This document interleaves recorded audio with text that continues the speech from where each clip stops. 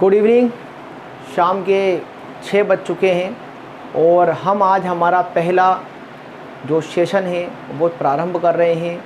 हम लोग jet chemistry की तैयारी करेंगे और परमात्मा ने चाहा तो मैं जो आपको पढ़ाऊंगा वो 100% आपके एग्ज़ाम में आने की पूरी संभावना रहेगी। और जितना मैं पढ़ा दूंगा आप लोगों से मैं ये गारंटी लूँगा कि 40 में से कम आपको 30 क्वेश्चन 35 क्वेश्चन तो आपको मिलेगा। और जेट में इसको पाने के लिए कोई बड़ी बात नहीं होती है और आपको अच्छा बड़ा कॉलेज मिल सकता है। मैं आपको एक चीज़ बताना चाहता हूँ, जेट की प्रिपरेशन के लिए सबसे बड़ी चीज़ होती है सिलेबस का ध्यान रखना। दूसरी चीज़ ऑब्जेक्टिव क्वेश्चन हम कैसे सोल्व करें उसका ध्यान रखना। और तीसरी सबसे अहम चीज़ होती है वो हमारे लिए क्या महत्वपूर्ण चीज़ होती है कि जिस चीज़ का हमने पढ़ाई करी है उस चीज़ को हम कितनी बार सही तरीके से रिवीजन कर सकते हैं। ठीक है, तो हम आज जो चैप्टर स्टार्ट करेंगे जेट की यूनिट पहली है हमारे पास। यूनिट जो फर्स्ट है हमारे पास वो कौन सी है? परमाणु संरचना। लेकिन याद रखें परमाणु संरचना में आप लोगों ने 11वीं में तो कैथोड एनोड इस प्रकार की किरणों के बारे में बात कर ली थी। लेकिन जो 12वीं क्लास या हमारी जो जेट क्लास है इस क्लास में केवल बोर परमाणु प्रतिरूप ही है हमारे, और दूसरे रदरफोर्ड मॉडल अभी नहीं है। ठीक है, तो सबसे पहली बात हम किसकी बात करेंगे? परमाणु संरचना के बारे में बात करेंगे हम आपके सामने। तो आप इसको देखना, सबसे पहले बात किसी करते हैं बोर परमाणु प्रतिरूप। बोर परमाणु प्रतिरूप कब दिया था? 1913 ईस्वी में। 1913 ईस्वी में। दो चीज़ें थी, दो बातों को ध्यान में रखा गया है इसके अंदर। सबसे पहली बात क्या थी? प्लांक का सिद्धांत। क्या था? प्लांक का सिद्धांत। प्लांक का सिद्धांत जो है हमारा किस चीज़ पे आधारित था? अगर हम बात करें तो प्लांक का हमारा सिद्धांत आधारित था किस पर? क्वांटम पर। किस पर आधारित था? क्वांटम पर। और दूसरी बात जो ध्यान में रखी गई थी वो क्या थी? विकिरणों की प्रकृति की। विकिरणों की प्रकृति का अध्ययन। ये दो बातें देखी गई थी। और क्या ध्यान रखा गया था? रदरफोर्ड की कमियों को। रदरफोर्ड की कमियों को ध्यान में रखकर इस सिद्धांत को किसने दिया था? बोर ने दिया था। बोर का परमाणु प्रतिरूप 1913 ईस्वी में प्लांक का सिद्धांत जो कौन सा? क्वांटम और विकिरणों की प्रकृति को ध्यान में रखते हुए किया गया था। रदरफोर्ड की कमियों को ध्यान में रखते हुए इस सिद्धांत को प्रतिपादित किया है। यह सिद्धांत क्वांटम प्रकृति को बताता है, विकिरण की द्वैत प्रकृति का भी अध्ययन कर देता है, और साथ ही साथ ये सिद्धांत हाइड्रोजन परमाणु की संरचना, इलेक्ट्रॉन जो होते हैं परमाणु में जो इलेक्ट्रॉनिक ऊर्जा स्तर होते हैं उनका किस प्रकार से क्वांटीकरण होता है इसको भी हमको बताता है। जल्दी से आप इसको लिख लें।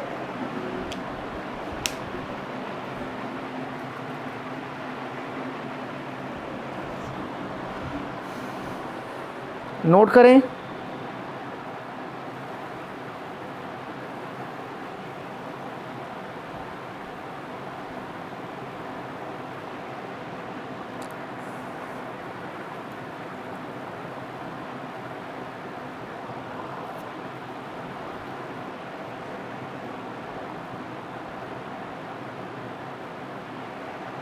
मिटा देता हूँ, है ना। अब देखो यह सिद्धांत हमें क्या क्या बताता है। इस सिद्धांत से हमें बोर परमाणु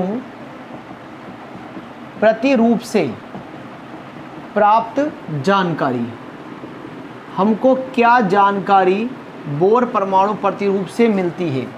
सबसे पहली तो हाइड्रोजन की संरचना। ठीक है, दूसरा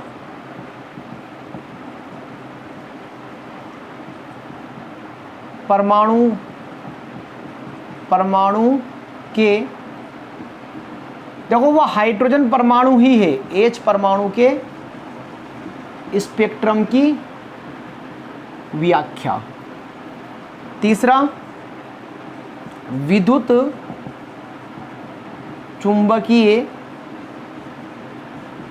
विकिरणों की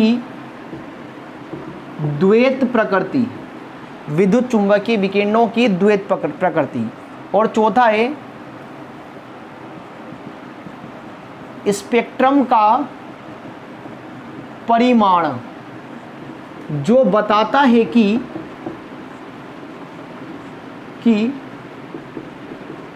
परमाणुवीय स्पेक्ट्रम, परमाणुवीय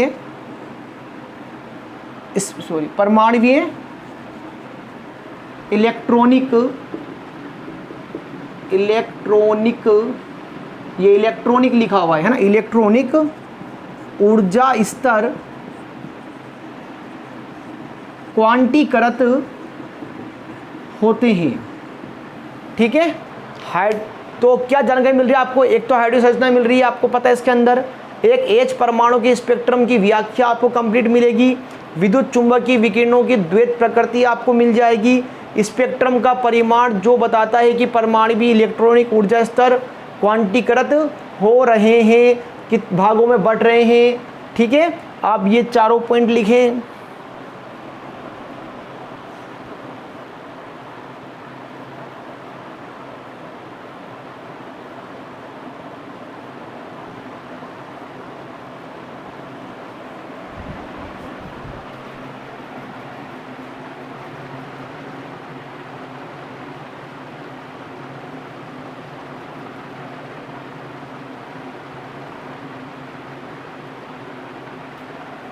लिख लिया होगा सभी ने चारों पॉइंट।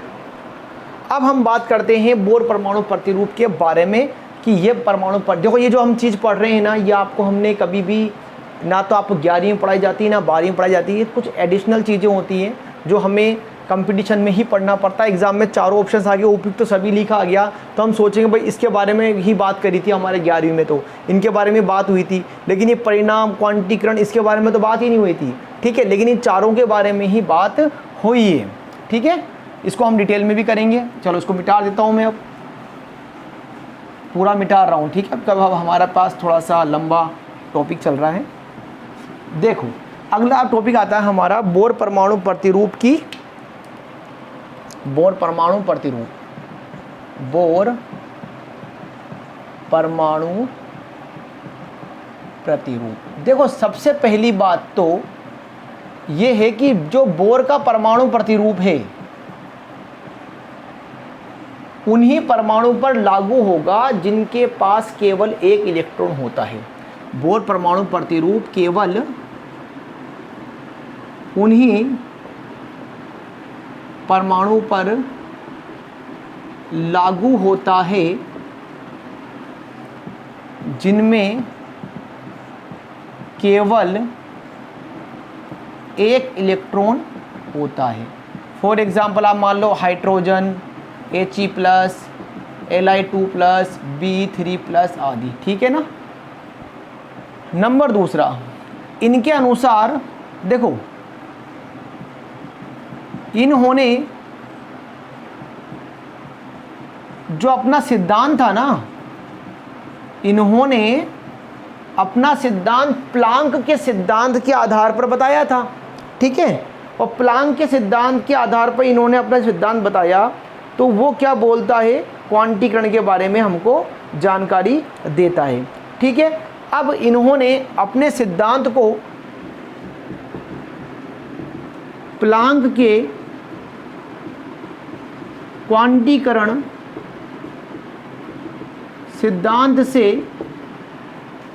सिद्धांत को ध्यान में रखते हुए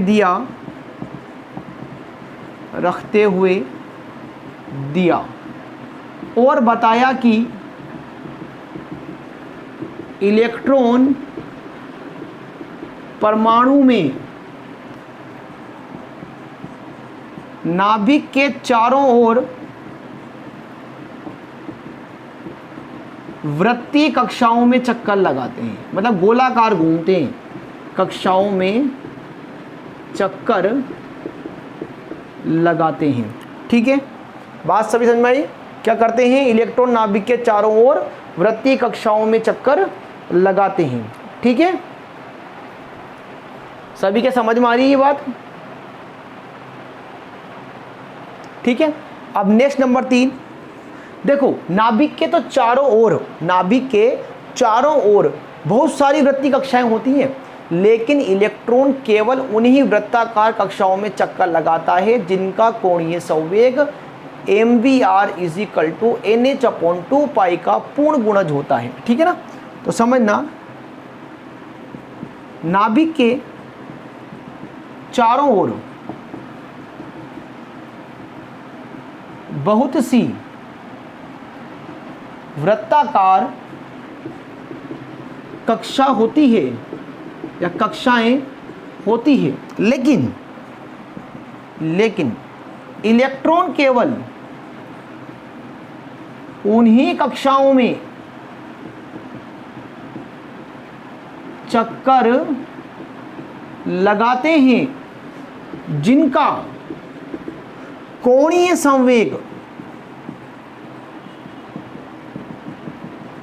mvr = nh/2 का पूर्ण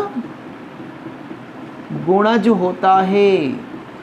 मतलब कक्षाएं तो देखो बहुत सारी होती हैं, लेकिन जो इलेक्ट्रॉन, पर्टिकुलर इलेक्ट्रॉन है जिसका mvr = nh/2 का पूर्ण गुणज है, वो कक्षा ले लेगा, भले वो पहली हो, दूसरी हो, तीसरी हो, चौथी हो, जिस भी कक्षा में सुटेबल होगा उस कक्षा पर ही वो चक्कर लगाएगा। बात समझ में आई? आप सभी इस पॉइंट को लिखो, लिखें जल्दी से।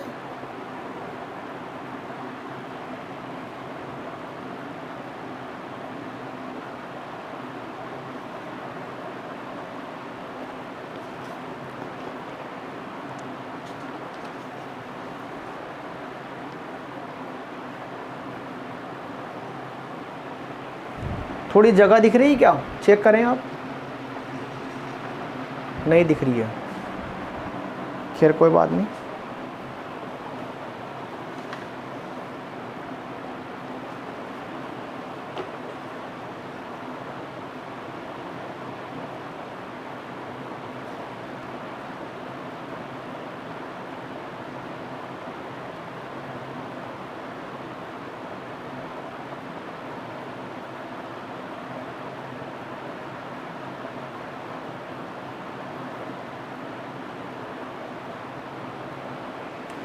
लिख लिया होगा सभी ने? चलो मैं इसको मिटा देता हूँ, आप इसको रिवाइंड करके भी देखते रहें। देखो अगला क्या होता है हमारे पास, मैंने आपको लिखाया mvr = nh/2, mvr = nh/2। अब यहाँ पर m क्या है? देखो अभी तो मैं आपको शॉर्ट में नहीं बता रहा हूँ, थोड़ा डिटेल बता रहा हूँ, कुछ दिनों बाद हम थोड़ा शॉर्ट में भी आ जाएंगे।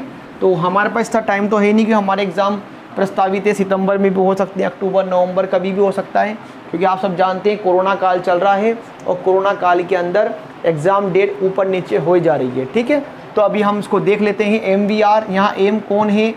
इलेक्ट्रॉन का द्रव्यमान होता है, जो आप सब जानते हैं 9.1 10 की घात -31 किलोग्राम या 9.1 10 की घात -28 ग्राम होता है। v कौन है? इलेक्ट्रॉन का वेग है। r कौन है? त्रिज्या है। ठीक है, त्रिज्या किसकी होती है? परमाणु में नाभिक व बाह्यतम कोश में उपस्थित इलेक्ट्रॉन के मध्य की दूरी, ये त्रिज्या होती है। h कौन होता है? इसमें प्लांक स्थिरांक होता है। देखो h का मान हमारे जेड में पूछा जा चुका है 6.626। अब कहीं 4 कहीं 5 ये नहीं, 6.624 10 की घात -34 जूल सेकंड, ये इसका मान फिक्स है। यही मान याद करना है आपको। ठीक है, इसको उतार लें जल्दी से।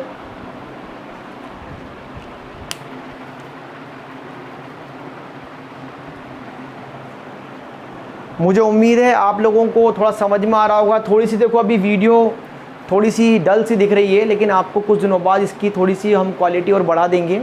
ठीक है, आज हमारा क्योंकि पहला सेशन है तो थोड़ी सी जो है ब्राइटनेस में थोड़ी सी कमी आ रही है, इसके लिए मैं आपसे काफ़ी खेद चाहता हूँ। जल्दी लिखें आप इसको।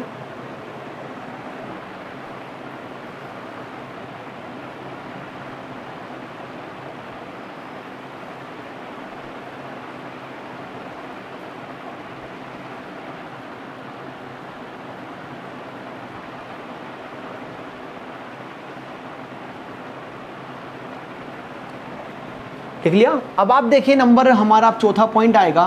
देखो इलेक्ट्रॉन कक्षाओं में चक्कर लगाता है ना, उन कक्षाओं का नाम क्या होता है, ये हम यहाँ पर एक नई बात सीखेंगे। नंबर चौथा है इलेक्ट्रॉन जिन कक्षाओं में या जिन वृत्ताकार कक्षाओं में चक्कर लगाता है उन्हें ऊर्जा कक्ष, एक नया नाम सुना, या ऊर्जा कक्षा, ठीक है, या ऊर्जा कोश या ऊर्जा स्तर, इसको इंग्लिश में एनर्जी लेवल, एक ही बात होती है ना, कहते हैं। ठीक है, चूंकि एक बात समझना, ये नोट बता रहा हूं, चूंकि ये अकॉर्डिंग टू बोहर इलेक्ट्रॉन निश्चित ऊर्जा स्तर में ही चक्कर लगाते हैं, ठीक है, चक्कर लगाते हैं, तो वे ऊर्जा स्तर भी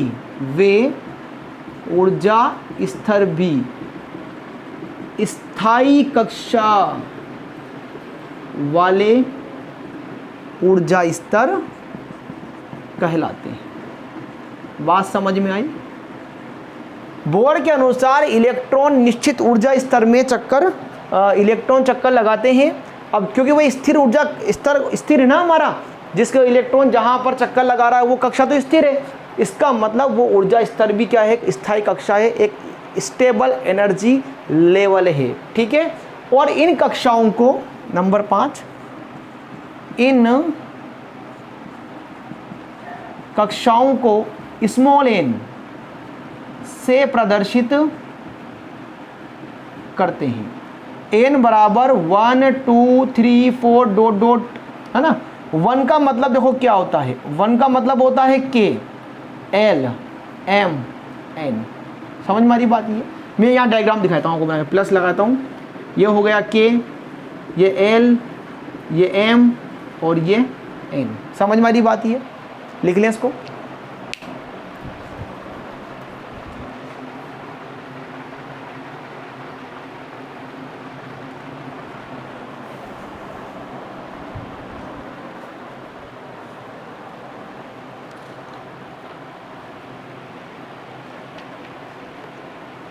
इसमें कुछ बात नई आपको देखने को मिल रही होगी, ठीक है, तो आप इसको देखें अच्छे से।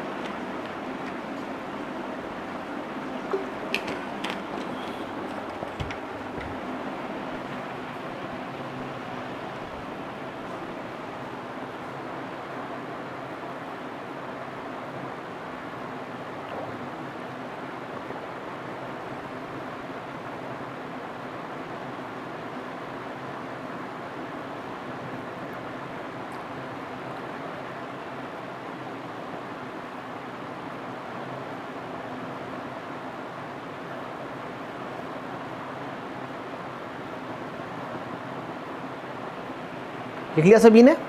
चलो इसको मिटा देता हूं मैं, चलते हैं अपन आगे। देखो अब इलेक्ट्रॉन जब अपनी स्थायी कक्षा से उच्च ऊर्जा स्तर में या निम्न ऊर्जा स्तर में, समझ रहे हो आप, ये जब इलेक्ट्रॉन अपनी, मान लो ये इसकी कक्षा है, यहाँ पर एक, ये अपन इलेक्ट्रॉन मान लो यहाँ पर है, ठीक है, ये इसकी स्थायी कक्षा है, स्थायी कक्षा है, समझना नंबर, ये 5वां पॉइंट चल रहा अपना, स्थायी कक्षा है। ठीक है, इस स्थायी कक्षा से अगर अब देखो 2 लेवल हो गए, ये लेवल हो गया इसका निम्न, ठीक है, ये इसका लेवल हो गया उच्च, है ना। यहाँ पर या तो उच्च से निम्न में आएगा या निम्न से इसके लिए उच्च में आएगा। इसके लिए तो ये उच्च है तो ये निम्न हो गया, और इसके लिए ये उच्च है तो ये निम्न हो गया। दोनों ही कंडीशन में ऊर्जा कभी भी सतत नहीं होती है, बल्कि टुकड़ों में, पैकेट में या बंडल के रूप में क्या होती है, विभक्त हो जाती है, उसे हम क्वांटा कहते हैं। मैक्सवेल प्लांक ने इसके लिए कहा था कि निम्न ऊर्जा स्तर हमेशा E1 होगा, उच्च ऊर्जा स्तर हमेशा E2 होगा। तो आप ये बात समझ रहे हो ना क्या कह रहा हूं मैं, इलेक्ट्रॉन स्थायी कक्षा से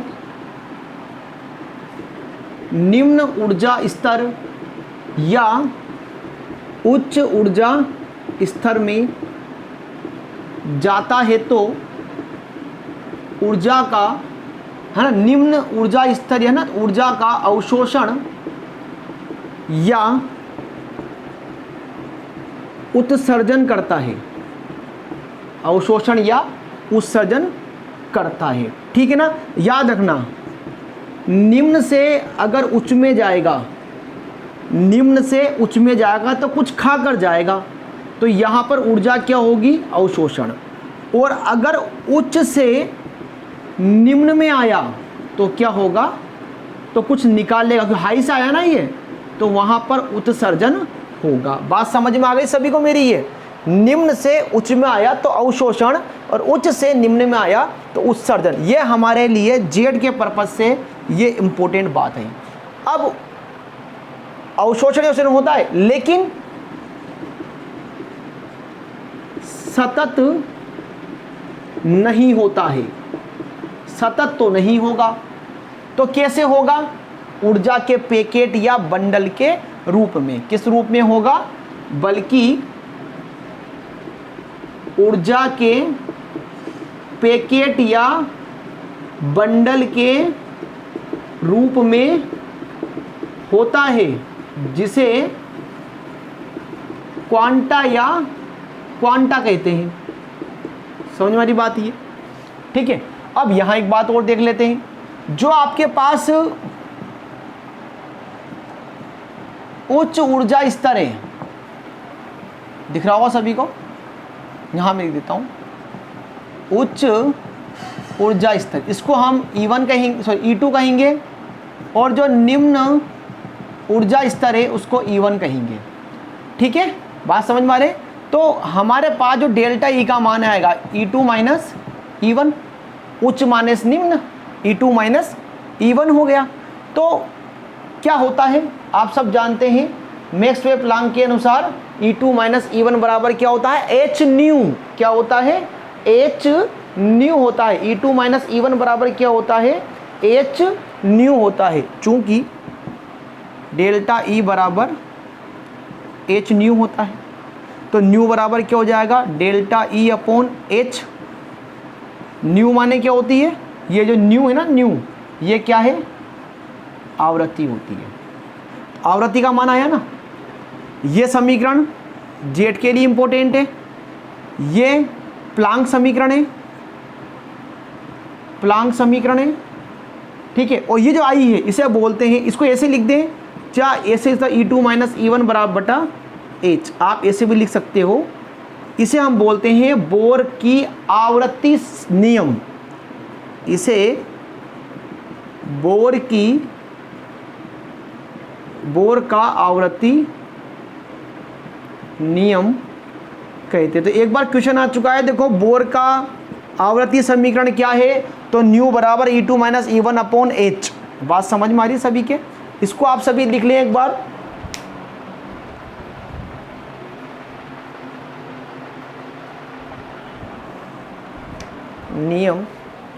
नियम के बाद देखो ये लिखा हुआ है कहते हैं, आप सही से देखना, नियम कहते हैं लिखा हुआ है, ये आप सभी को सही से दिख रहा होगा।